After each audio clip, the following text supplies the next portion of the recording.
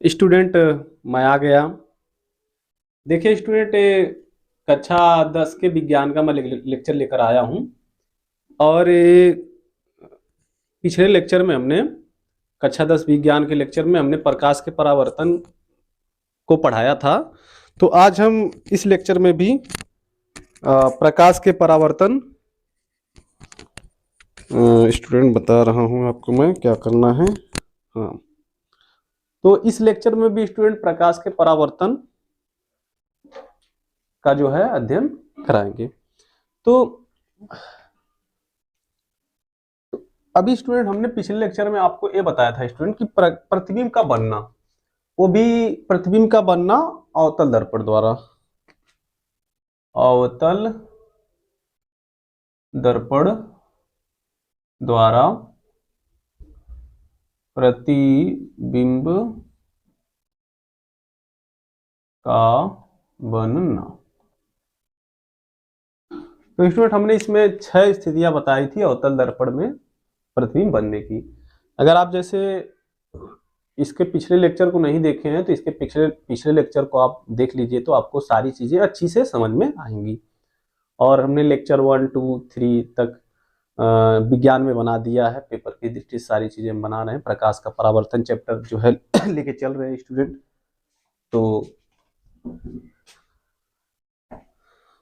तो देखिए, हमारा जो चैप्टर अभी चल रहा है प्रकाश का परावर्तन, तो इसमें हम परावर्तन अभी पढ़ाएंगे, फिर अपवर्तन पढ़ा देंगे स्टूडेंट, प्रिज्म पढ़ा देंगे, आंख पढ़ा देंगे, नेत्र पढ़ा देंगे, सारी चीजें पढ़ाएंगे। थोड़ा समय लगेगा, आप इसको देखते रहिए। फिर ऐसा था कि हमने अवतल दर्पण द्वारा प्रतिबिंब बनने की स्थितियां पढ़ा था। तो आज हम पढ़ेंगे उत्तल दर्पण द्वारा प्रतिबिंब बनने की स्थितियां। उत्तल दर्पण द्वारा प्रतिबिंब बनने की स्थितियां, बनने की स्थितियां। तो हालांकि आपको पता है स्टूडेंट, ए उत्तल दर्पण होता है, अंदर की तरफ कलई की गई रहती है। तो इस दर्पण द्वारा प्रतिबिंब बनने की कितनी स्थितियां हैं। तो हालांकि जो अवतल दर्पण था उसमें प्रतिबिंब बनने की 6 स्थितियां थी स्टूडेंट। तो मैं आपको फिर से रिवीजन करा देता हूँ। यहाँ पे P हुआ करता था, यहाँ C हुआ करता था, यहाँ F हुआ करता था। तो एक अनंत पे, पहले अनंत पे वस्तु रखी थी तो कहाँ प्रतिबिंब बनेगा। फिर अनंत और C के बीच, फिर C के ऊपर, C पर रखी रहेगी तो कहाँ प्रतिबिंब बनेगा। तो हमने इसको पढ़ा था स्टूडेंट। फिर C और F के बीच में कहाँ रखी रहेगी वस्तु तो कहाँ प्रतिबिंब बनेगा। फोकस पे रखी रहेगी तो प्रतिबिंब कहाँ बनेगा, F और P के बीच। तो ये सारा चीज हमने पहले लेक्चर में, इसके पहले लेक्चर में हमने पढ़ाया है। तो स्टूडेंट, उसको जाकर के आप इसको अगर आप जो है कक्षा 10 विज्ञान की जो तैयारी का जो भी ये वीडियो हमने बनाया है, स्टार्टिंग से आप इसको पढ़ेंगे तो आपको बहुत अच्छी तरीके से ये चीजें समझ में आ जाएंगी। तो देखिए स्टूडेंट, हम जो भी आपको चीजें बताएंगे पूरा ठोस बताएंगे। हम कोशिश कर रहे हैं ज्यादा से ज्यादा चीजें बताने के लिए स्टूडेंट, लेकिन ठोस बताएंगे स्टूडेंट, उसको आप पढ़िए। देखिए, तो उत्तल दर्पण द्वारा प्रतिबिंब बनने की स्थिति। तो उत्तल दर्पण द्वारा स्टूडेंट प्रतिबिंब बनने की केवल 2 स्थिति आप पढ़िए। 2 स्थिति होती है, 1 और 2। तो पहली स्थिति ये होती है स्टूडेंट कि अगर जो जैसे मान लीजिए स्टूडेंट, ये होता है आपका उत्तल दर्पण। तो स्टूडेंट, उत्तल दर्पण में भी तो एक मुख्य अक्ष होता है और यहाँ पे एक सेंटर होता है। लेकिन हाँ, इसका उत्तल दर्पण में जो सेंटर होता है स्टूडेंट, जो वक्रता केंद्र होता है, सेंटर ऑफ कर्वेचर होता है, वो उत्तल दर्पण में सेंटर ऑफ कर्वेचर स्टूडेंट जो होता है,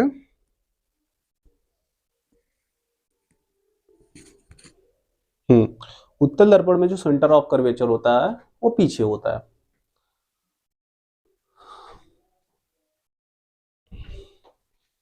तो स्टूडेंट, थोड़ा इसमें इंक डाल लेते हैं।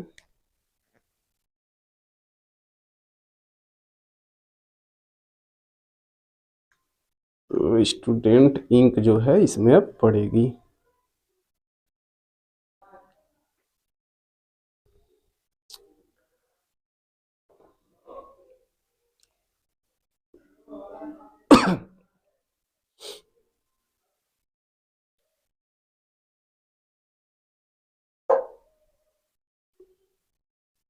देखिए स्टूडेंट, अब होगा क्या,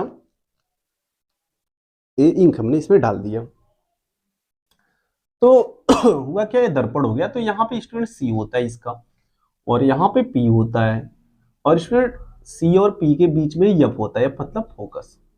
तो स्टूडेंट यहाँ पे क्या होता है कि पहली स्थिति मानी जाती है कि यहाँ पे वस्तु हो, मतलब अनंत पे हो, अनंत। और दूसरी स्थिति मानी जाती है स्टूडेंट अनंत और ध्रुव पी के बीच में कहीं पे भी हो।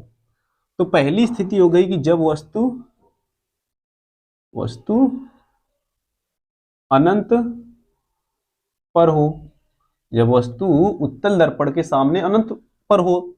और दूसरी स्थिति हो गई स्टूडेंट जब वस्तु अनंत व दर्पण के ध्रुव दर्पण के ध्रुव पी के बीच स्थित हो। तो इन दोनों स्थितियों में स्टूडेंट हमें क्या पढ़ना है कि कैसे प्रतिबिंब बनेगा, उसकी स्थिति कहाँ होगी, मतलब प्रतिबिंब कहाँ बनेगा और कैसा बनेगा, उल्टा बनेगा, सीधा बनेगा, आभासी बनेगा कि छोटा बनेगा, सारी चीजों की थोड़ा सा आपको पढ़ लेना। तो मैं जल्दी इसको पढ़ा दे रहा हूँ। तो स्टूडेंट जो है थोड़ा सा, तो इसको आप स्टूडेंट थोड़ा सा आप नोट कर लीजिए, ये चीजें मैंने जो बताई हैं।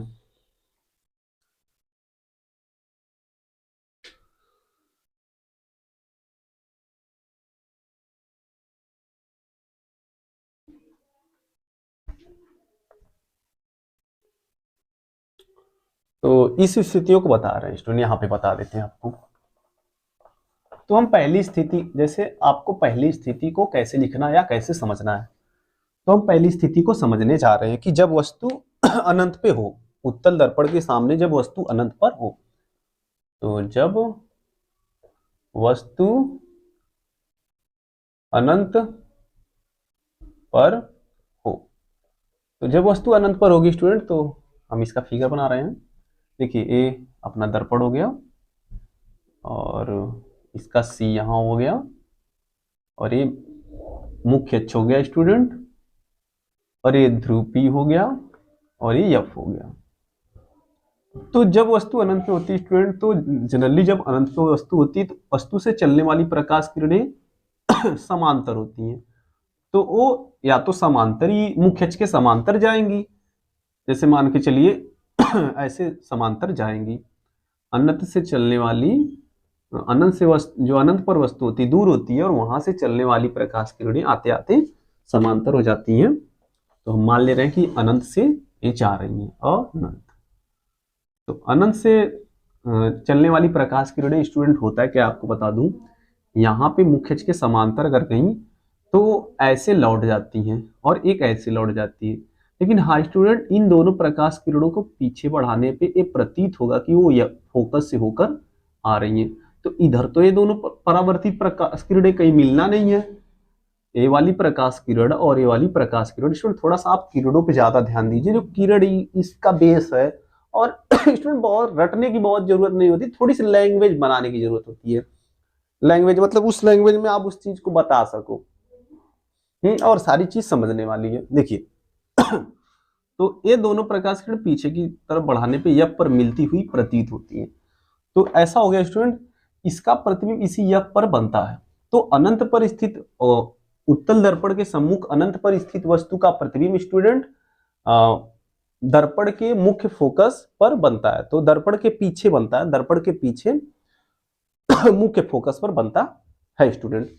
तो देखिए, तो इसकी थ्योरी हम कैसे लिखेंगे, तो ऐसे लिख देंगे, जब वस्तु अनंत पर हो तो लिख देंगे उत्तल दर्पण के सम्मुख सम्मुख अनंत पर स्थित वस्तु का प्रतिबिंब अनंत पर स्थित वस्तु का प्रतिबिंब प्रतिबिंब दर्पण के पीछे, दर्पण के पीछे मुख्य फोकस पर बनता है, मुख्य फोकस पर बनता है। अच्छा स्टूडेंट, ये प्रतिबिंब एक्चुअली वास्तविक होता है कि आभासी होता है? तो स्टूडेंट वास्तव में प्रकाश किरणें तो काटती नहीं है, काटती हुई प्रतीत होती हैं, तो यहाँ का प्रतिबिंब जो होगा वो आभासी होता है। प्रतिबिंब आभासी, आभासी और सीधा माना जाता है स्टूडेंट, यहाँ पे सीधा माना जाता है, सीधा, तथा आकार में वस्तु से बहुत छोटा, वस्तु से बहुत छोटा मतलब बिंदु आकार का बनता है, बहुत छोटा पॉइंटेड एकदम बिंदु आकार का बनता है स्टूडेंट, छोटा बिंदु आकार, छोटा का बनता है। तो ये हो गई इसकी थ्योरी स्टूडेंट। इस तरीके से आप इस फिगर को बना लीजिए और इसकी थ्योरी को समझ लीजिए। अब हम दूसरी स्थिति बता रहे हैं, जब वस्तु अनंत व दर्पण के ध्रुव P के बीच स्थित हो। तो यहाँ पे थोड़ा इरेज कर रहे हैं स्टूडेंट या तो हम यही बता दे रहे हैं। देखिए तो होगा क्या स्टूडेंट, तो सेकेंड वाली स्थिति बता रहे हैं, सेकेंड वाली स्थिति जब वस्तु अनंत व ध्रुव P के बीच, अनंत व P के बीच स्थित हो, ऐसे आप लिख सकते हैं, बीच स्थित हो। तो स्टूडेंट लग रहा है इसका स्याही नहीं आ रहा स्टूडेंट, क्या करें जो है स्टूडेंट देखिए ऑनलाइन क्लास है ना ऑफलाइन क्लास होता है, ऑनलाइन क्लास का अलग एक होता है सिस्टम। आपको इसमें आपकी मर्जी से सारा कार्य होता है, आप इसमें देखेंगे तो देखिए, नहीं देखेंगे तो मत देखिए लेकिन हाँ स्टूडेंट एक चीज है, जैसे पढ़ाई के लिए स्वतंत्रता जरूरी होता है। आप स्वतंत्र होकर के खुद समझिए कि आपको क्या करने से फायदा है और क्या करने से नुकसान। तो आप इसमें क्या है, पढ़ने की कोशिश करिए। हम सारी चीजें हम भरसक प्रयास कर रहे हैं, कोशिश कर रहे हैं आपको पढ़ाने का, सब चीजें हम लाने की कोशिश करें और बहुत ही आसान शब्दों में और सारे थियरी के साथ। हम तो थियरी कैसे लिखनी है तो मैं इसको यहाँ पे बता दे रहा हूँ। तो इस हिसाब से स्टूडेंट अब देखिए, जब वस्तु अनंत व P के बीच स्थित हो तो हम यहाँ पे इसका फिगर बनाते हैं। तो ये हो गया स्टूडेंट दर्पण हो गया और यहाँ इसका C हो गया सपोज करिए, और हाँ स्टूडेंट यहाँ C हो गया। थोड़ा सा मैं बड़ा बना लेता हूँ, स्पष्ट बनेगा। ये हो गया। चलिए ये हो गया अवतल दर्पण, उत्तल दर्पण, और यहाँ इसका C हो गया और एक खींच देता हूं मैं मुख्य। अच्छा और स्टूडेंट ये P हो गया, ये F हो गया। अब स्टूडेंट यहाँ पे मतलब यहाँ पे वस्तु हमें बनानी पड़ेगी। तो होता क्या स्टूडेंट, एक प्रकाश किरण हम ऐसे लेकर जाएंगे मुख्य अक्ष के समांतर, एक प्रकाश किरण हम मुख्य अक्ष के समांतर लेके जाएंगे।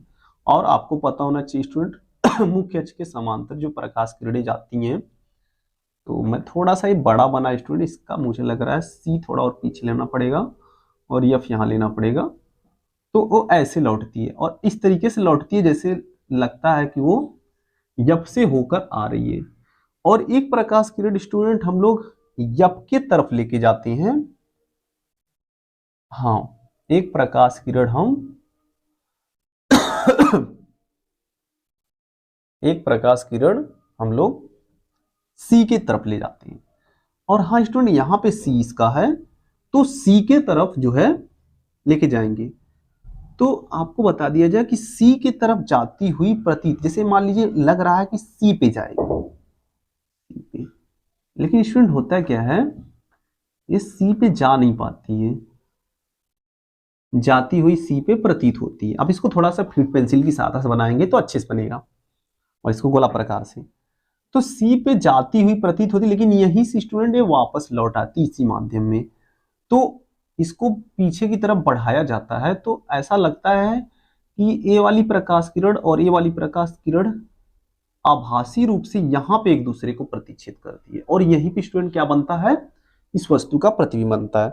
और जानकारी के लिए स्टूडेंट हम बता दें आपको, इससे होता है क्या है अगर अनंत दूसरी स्थिति में कहीं पे भी वस्तु रहती है, उसका प्रतिबिंब इसी एफ और इसी पी के बीच बनता है, इस एफ और इसी पी के बीच बनता है। तो सेकंड स्थिति में जब वस्तु क्या होती है, अनंत व पी के बीच स्थित होती है, तो उसका प्रतिबिंब स्टूडेंट उत्तल दर्पण के ध्रुव पी और फोकस एफ के बीच कहीं पे बनता है। तो इस तरीके से थियरी आ जा रही है और इस थ्री को हम लिख दे रहे हैं। तो स्टूडेंट देखिए इस थ्री को कैसे लिखा जाएगा, तो जब वस्तु अनंत व पी के बीच स्थित हो तो प्रतिबिंब दर्पण के पीछे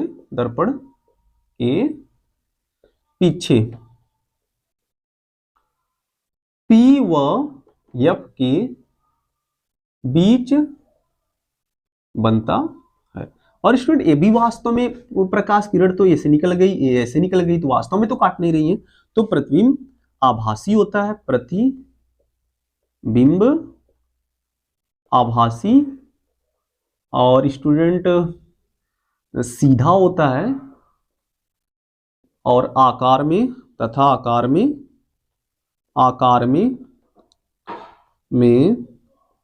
वस्तु से छोटा होता है, वस्तु से छोटा बनता है। तो स्टूडेंट आकार में वस्तु से छोटा बनता है। तो और आपको बता दूं, इस उत्तल दर्पण द्वारा प्रतिबिंब आपको वास्तविक नहीं बनता है, हमेशा आभासी बनता है।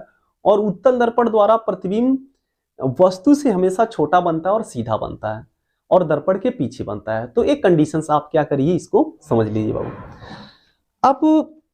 अब कुछ दो फार्मूले समझ करके हम लोग इसका क्वेश्चन करेंगे, कैसे पेपर में क्वेश्चन आएगा। तो कुछ चैप्टर अब ये समाप्त हो चुका है लगभग। अब दो फार्मूला आपको बता करके, एक थ्योरी बता करके, एक परिभाषा है, डिफिनेशन बता करके हम इसका क्वेश्चन करते हैं, और उस क्वेश्चन को कैसे करना चाहिए हम बताते हैं। तो इसको स्टूडेंट नोट कर लीजिए फिर आगे बढ़ते हैं।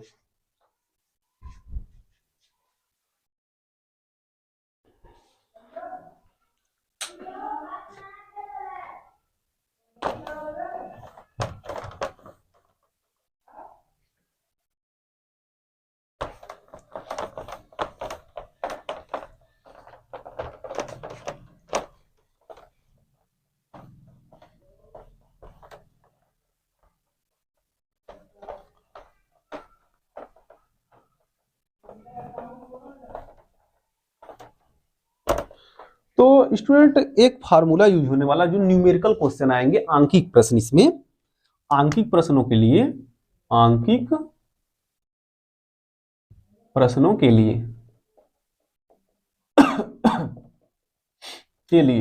तो आंकिक प्रश्नों के लिए एक दर्पण सूत्र होता है स्टूडेंट, दर्पण सूत्र। अभी दर्पण सूत्र होता है क्या, आपको बता दूं मैं, 1/f equal 1/v plus 1/u। अभी क्या होता है स्टूडेंट, थोड़ी सी जानकारी आप समझ लीजिए। जैसे अगर मान लीजिए यही दर्पण, कोई भी दर्पण उत्तल हो चाहे अवतल हो, तो एक अवतल दर्पण है। तो स्टूडेंट यहाँ पे अगर वस्तु होती है, सपोज करिए सी है, मान लीजिए सपोज करिए एफ है, सी। तो सपोज करिए कि अगर यहाँ वस्तु है और ऐसे प्रकाश किरण गई, और एक प्रकाश किरण हमने ऐसे लेकर गया, मतलब या तो मैं आप समझ लीजिए एक प्रकाश किरण हमने सी से लेकर गए, और सोचिए कि सी यहाँ पे है। तो एक ऐसे जाती जो फोकस से लौट जाती है, और सी से होकर जाने वाली उसी मार्ग में लौट जाती है। तो ए वाली परावर्तित प्रकाश, रुक जाइए इसमें, ए वाली परावर्तित प्रकाश किरण और ए वाली परावर्तित प्रकाश किरण दोनों यहाँ पे काटती है दूसरे, यही प्रतिबिंब बनता है। तो इसमें होता क्या है ये जो दर्पण का ना ध्रुव होता है, यहाँ से दूरियां नापी जाती हैं, और वो यहाँ पे निर्देशांक ज्यामिति का यूज किया जाता है इसके सवाल को लगाने के लिए। तो होता क्या स्टूडेंट, जो ये यहाँ P से लेके F तक की जो दूरी होती है इसको छोटा F से डिनोट किया जाता है, इसी को फोकस दूरी कहते हैं। और इस P से लेके वस्तु तक की दूरी जो होती है उसी को V से U से डिनोट किया जाता है।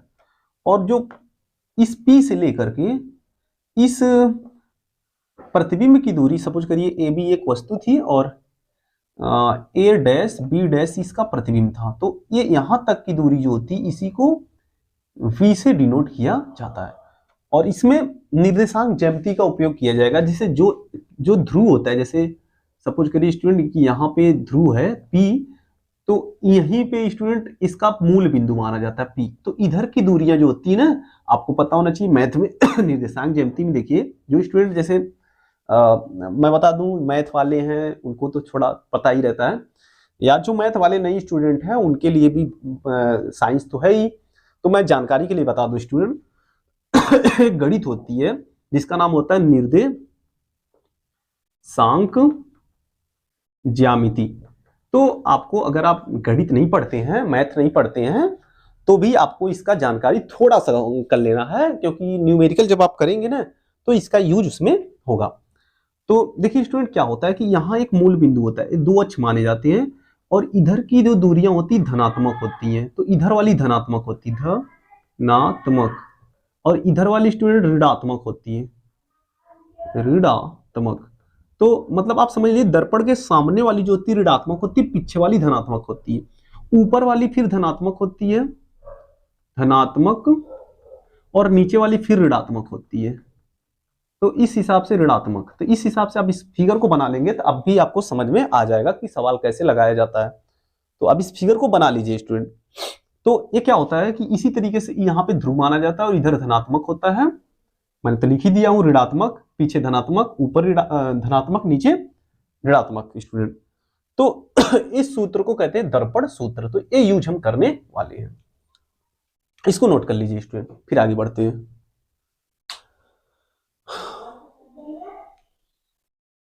अब देखिए स्टूडेंट क्या होता है, एक और फार्मूला होता है, एक परिभाषा होती है, इसको कहा जाता है रेखीय आवर्धन।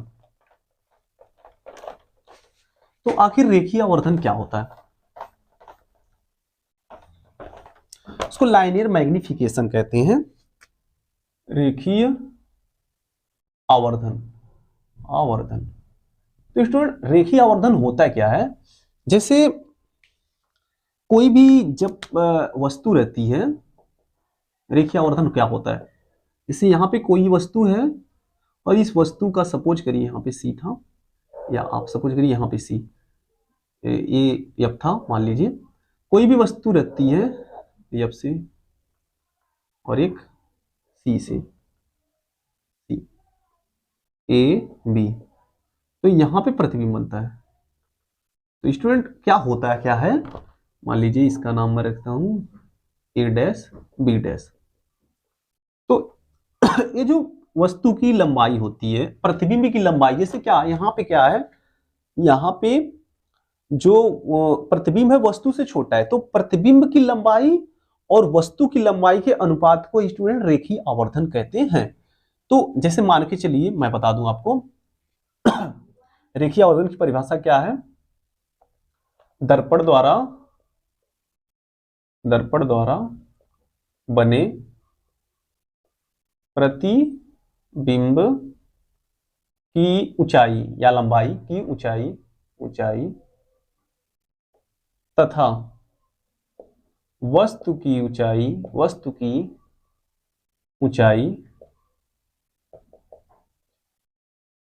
के अनुपात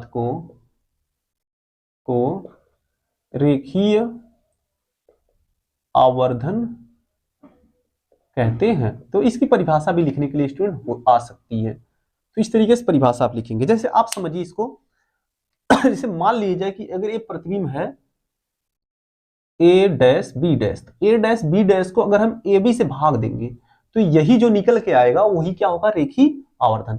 तो यहाँ पे आपको क्या लगता है student, A dash B dash तो छोटा है तो छोटी संख्या ऊपर आएगी, AB जो है नीचे बड़ी एक संख्या आएगी। तो यहाँ पे जो आने वाला है रेखीय आवर्धन वो एक से क्या होने आने वाला है, कम आने वाला है। तो अगर हम मान ले कि माना वस्तु की जो लंबाई है या ऊंचाई है, ऊंचाई उसको ओ से मान लेते, ओ, तथा प्रतिबिंब की ऊंचाई आई मान लेते हैं, ठीक है ना।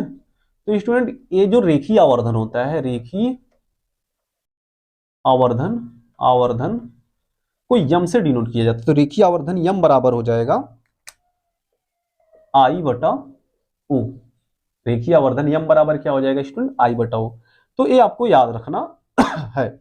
और क्या होता है स्टूडेंट, एक फार्मूला होता है, आप उसको भी याद कर लीजिएगा।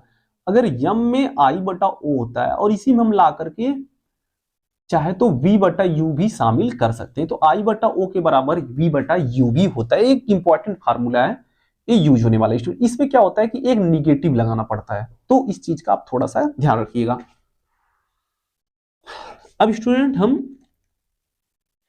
क्वेश्चन करने वाले हैं इस चैप्टर का।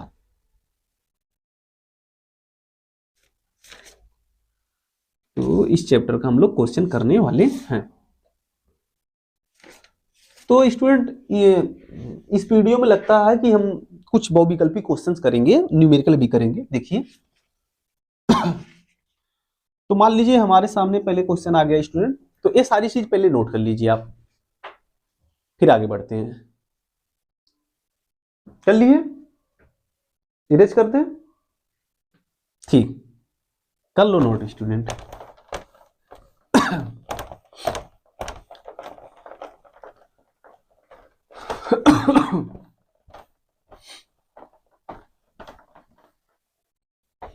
पढ़ते रहो स्टूडेंट, पढ़ा दूंगा सब कुछ।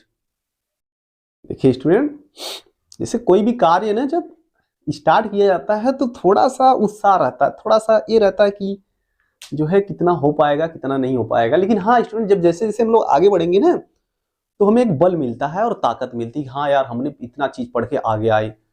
तो इस चीज को थोड़ा ख्याल रखना। अभी थोड़ा मैं स्टार्टिंग में आपको पढ़ा रहा हूँ, लेकिन हाँ मैं जब जैसे जैसे सारी चीजें पढ़ाता जाऊंगा ना तो आपको स्टूडेंट, आपको तब समझ में आ जाएगा कि क्या चीज है। देखिए तो हम एक क्वेश्चन लेते हैं, बहुविकल्पी है। एक अवतल दर्पण की वक्रता त्रिज्या 30 सेंटीमीटर है। तो एक सवाल आ गया स्टूडेंट, पहला क्वेश्चन है, बहुविकल्पी है। एक अवतल दर्पण की वक्रता त्रिज्या 30 सेंटीमीटर है। क्या करना है, इसकी फोकस दूरी होगी, इसकी फोकस दूरी होगी। ऑप्शन स्टूडेंट क्या मिल रहा है इसमें, ऑप्शन इसमें पहला मिल गया प्लस का 15 सेंटीमीटर। ऑप्शन दूसरा मिल गया स्टूडेंट यहां पे प्लस का 30 सेंटीमीटर। तीसरा ऑप्शन मिल गया माइनस का 15 सेंटीमीटर। और चौथा मिल गया माइनस का 30 सेंटीमीटर। तो आइए इसको समझा जाए स्टूडेंट। देखिए क्या होता है, अवतल दर्पण की वक्रता त्रिज्या 30 है, मतलब ये अवतल दर्पण स्टूडेंट हमने आपको बताई था अवतल दर्पण वक्रता त्रिज्या क्या होती है। ये अवतल दर्पण है स्टूडेंट, ये इसका सी है वक्रता केंद्र और ये पी है। तो सी और पी के बीच की दूरी को ही वक्रता त्रिज्या कहते हैं। तो सी और पी के बीच की दूरी यहाँ पे स्टूडेंट 30 है। तो इसकी फोकस दूरी क्या होगी, तो स्टूडेंट आपको पता है सी और पी के बीच में ही एफ होता है और फोकस दूरी आधे को कहते हैं। 30 का आधा क्या होगा, 15 स्टूडेंट। लेकिन 15 एक धन में भी एक ऋण में है। तो स्टूडेंट यहाँ पे हमें ध्यान देना कि अवतल दर्पण के सामने वाली बात, दर्पण के सामने जो होता है ऋणात्मक होता है, तो हमें इसमें ऋणात्मक में ले लेना। और एक चीज और मैं बता दूं स्टूडेंट, जो अवतल दर्पण होगा ना, अवतल की फोकस दूरी, अवतल की फोकस दूरी क्या होगी, ऋणात्मक होगी, ऋणात्मक। और उत्तल की क्या होगी, उत्तल की फोकस दूरी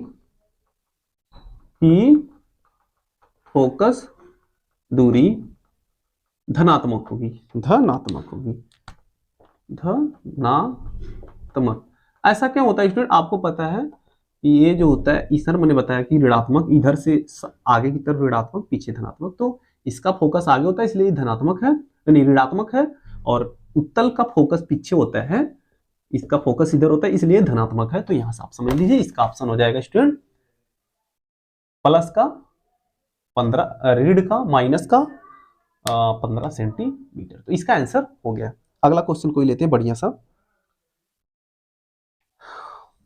उस उत्तल दर्पण की वक्रता त्रिज्या क्या होगी जिसकी फोकस दूरी 10 सेंटीमीटर है।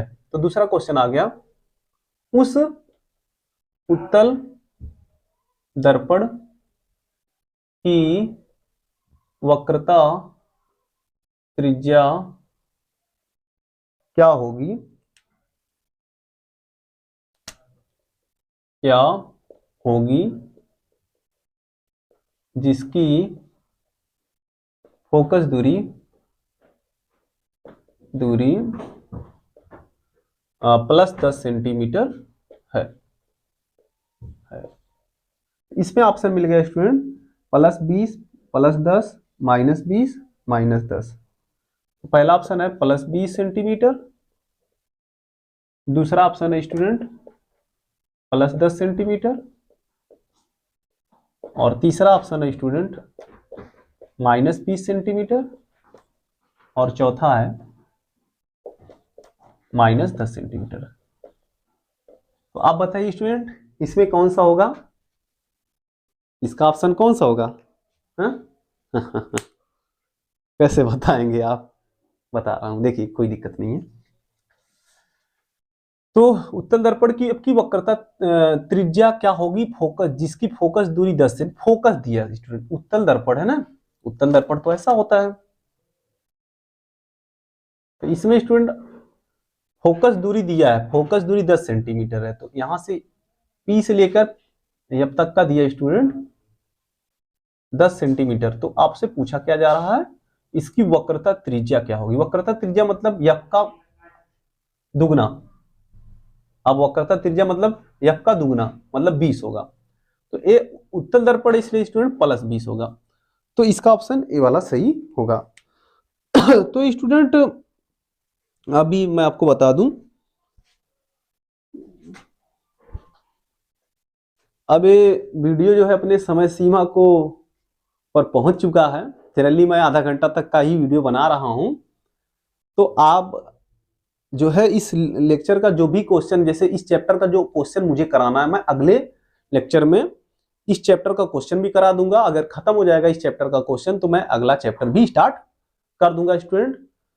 तो आप देखते रहिए और पिछले सारे लेक्चर को आप देख लीजिए पहले अगर आप नहीं देखे हैं। उसके बाद स्टूडेंट आप शेयर कर दीजिए जो भी फ्रेंड्स हैं जिनको इसकी जरूरत है ऐसे वीडियो की। और स्टूडेंट हमारे चैनल पे कक्षा 12 के भी सभी सब्जेक्टों की तैयारी हो रही है। तो जो भी स्टूडेंट कक्षा 12 के हैं तो उनको बता दीजिए कक्षा 12 के हमारे चैनल पे मतलब वीडियो प्राप्त कर सकते हैं। यूट्यूब पे आप एटॉमिक कोचिंग क्लासेस सर्च करके हमारे वीडियो को प्राप्त कर सकते हैं स्टूडेंट। तो स्टूडेंट आज के लिए बस इतना ही है, मिलते हैं अगले वीडियो में।